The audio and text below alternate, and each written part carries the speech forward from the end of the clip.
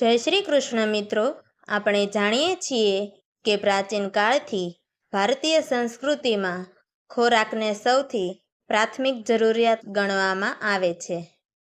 ખોરાકને જીવનના આધાર તરીકે જોવામાં આવે છે, કારણ કે ખોરાક દ્વારા જ આપણું શરીર સતત ઉર્જા પામે છે અને આપણે દિવસભર કામ કરી શકીએ છીએ.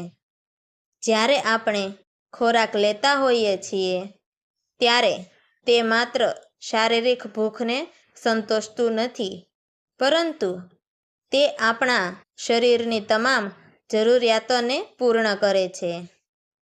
પરંતુ ખોરાકની સાથે ક્યારેક આપણે એ વાત પર વિચારતા નથી કે આપણું મન અને આત્મા પણ પોતાની રીતે પોષણની જરૂરિયાત ધરાવે છે.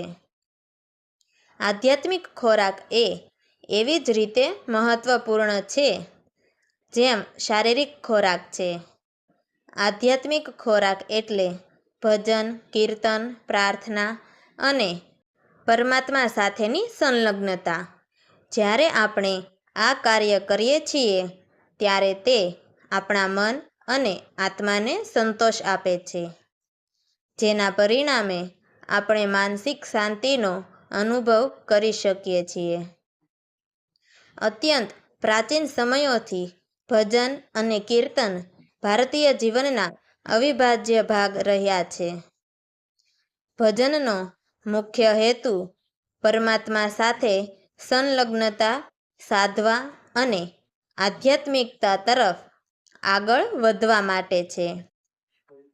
જ્યારે આપણે ભજન કીર્તન કરીએ છીએ ત્યારે આપણા ચિત્તને શાંતિ મળે છે અને આપણા હૃદયમાં આનંદ ભર્યો રહે છે. ભજન અને કીર્તન આપણા માનસિક સ્વાસ્થ્ય માટે ખૂબ લાભદાયી છે. જેથી ભજન કીર્તનના સમય દરમિયાન માનસિક તણાવ અને દબાણ ઓછા થાય છે. ભજન કીર્તનના આ કાળમાં મનુષ્યને તેની તમામ ચિંતાઓ, તણાવ અને મુશ્કેલીઓથી મુક્તિ મળે છે અને તે પરમાત્માના ચરણોમાં સંપૂર્ણ રીતે સમર્પિત થઈ જાય છે. તો આપણે જાણીએ કે ભજન કીર્તન અને ભોજન વચ્ચેનો સંબંધ શું છે. આપણા જીવનમાં જ્યારે પણ આપણે ખોરાક લઈએ છીએ તે સમયે આપણે માત્ર શારીરિક તૃપ્તિ માટે નથી લેતા, પરંતુ ક્યારેક તે માનસિક તૃપ્તિ માટે પણ લેતા હોઈએ છીએ. ખોરાક જ્યારે પ્રેમ અને શ્રદ્ધાથી બનાવવામાં આવે છે ત્યારે તે ખોરાકમાં વિશેષ શક્તિ હોય છે. એ રીતે જ જ્યારે આપણે ભજન કીર્તન કરીએ છીએ ત્યારે એ પણ માત્ર આધ્યાત્મિક ભૂખ માટે નથી, પરંતુ માનસિક શાંતિ માટે પણ છે. ભજન કીર્તન અને ભોજન બંનેને માનવીના જીવનમાં જરૂરી ગણવામાં આવે છે. ભોજન અને ભજન બંનેનો સંગમ એટલે માનવ જીવનમાં તંદુરસ્તી અને શાંતિનો સમન્વય. શાસ્ત્રોમાં પણ એવું જણાવવામાં આવ્યું છે કે જે મનુષ્ય શારીરિક અને આધ્યાત્મિક પોષણ બંને લે છે તે જ જીવનમાં સુખી અને સફળ થઈ શકે છે. આધ્યાત્મિક ખોરાકમાં માત્ર ભજન અને કીર્તન જ નહીં, પણ યોગ, ધ્યાન અને અન્ય આધ્યાત્મિક ક્રિયાઓનો પણ સમાવેશ થાય છે. ધ્યાન અને યોગ આ બંને આધ્યાત્મિક ઉપાયો મનને શાંતિ અને સ્ફૂર્તિ આપે છે. જ્યારે ધ્યાન અને યોગ કરવામાં આવે છે ત્યારે શરીર અને મન બંને એકત્રિત થઈને પરમાત્માના સ્મરણમાં લીન થઈ જાય છે. ત્યારબાદ પ્રાર્થના અને સંકલ્પો માટે. પ્રાર્થના એ પરમાત્માને પ્રગટ કરવાનો ઉપાય છે. જ્યારે આપણે પ્રાર્થના કરીએ છીએ ત્યારે એ માત્ર આપણી માંગણીઓ માટે નથી, પરંતુ આપણી માનસિક ત્રાણ અને આસ્થાને મજબૂત કરવા માટે છે. આધ્યાત્મિક પુસ્તકો અને વિચારધારા શાસ્ત્રોમાં અને પ્રાચીન ગ્રંથોમાં જણાવવામાં આવેલા વિચારો અને નૈતિકતાઓ આપણા આધ્યાત્મિક પોષણ માટે ખૂબ જ મહત્વપૂર્ણ છે. તમને ખબર છે શું છે ભજન કીર્તન અને ભોજનનો ઐતિહાસિક પાયો? ભારતીય સંસ્કૃતિ અને ધર્મમાં ભજન કીર્તનનું ઐતિહાસિક મહત્વ છે. પૌરાણિક કથાઓમાં રામાયણ અને મહાભારતમાં ભગવાન રામ અને કૃષ્ણના જીવનમાંથી આનો ઉલ્લેખ થાય છે કે તે લોકો પણ ભજન કીર્તન દ્વારા પરમાત્માની ભક્તિ કરતા હતા. ભજન કીર્તનનો પ્રારંભ ભક્તિકાળથી થયો હતો, જ્યારે સૂરદાસ, નરસિંહ મહેતા, મીરાબાઈ, તુલસીદાસ અને કબીર જેવા ભક્તોએ ભજન અને કીર્તન દ્વારા પરમાત્માની ભક્તિ ગાથા લખી અને ગાઈ હતી. પ્રાચીન સમયમાં ખોરાકને પણ પવિત્ર માનવામાં આવતો હતો. પ્રસાદ અને અન્નદાન એ આના પ્રમાણ છે. ખોરાકની વહેંચણીને પણ એક પ્રકારની આધ્યાત્મિક પ્રવૃત્તિ તરીકે જોવામાં આવે છે. તેને ભગવાનના ચરણોમાં સમર્પિત કરવાનું પણ મહત્વ છે. તો હવે આપણે જાણીશું કે આધુનિક સમયમાં ભજન કીર્તન અને ભોજનનું શું મહત્વ છે.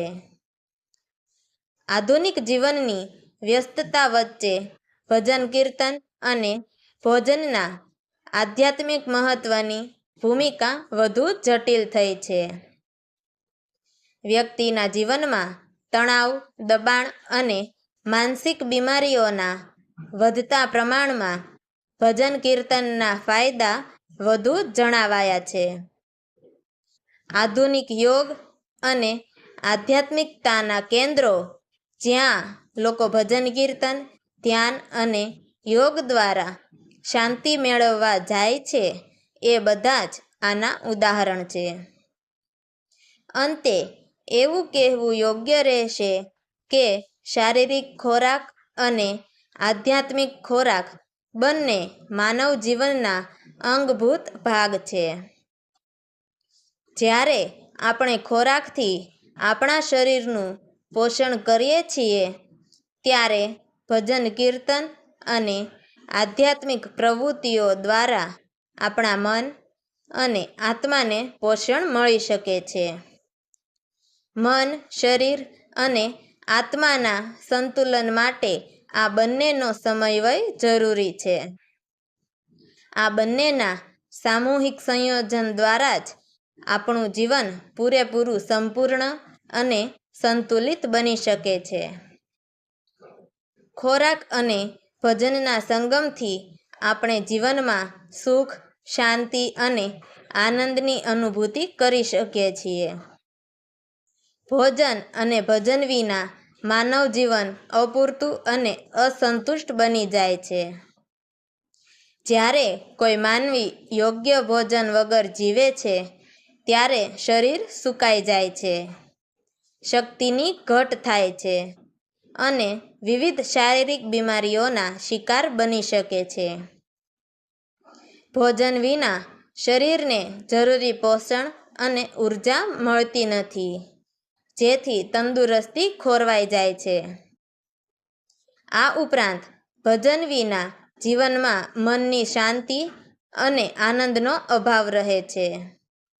ભજનથી જીવનમાં ધર્મ, ભક્તિ અને આધ્યાત્મિકતા આવે છે, જે મનને પ્રસન્ન અને સંતુલિત રાખે છે.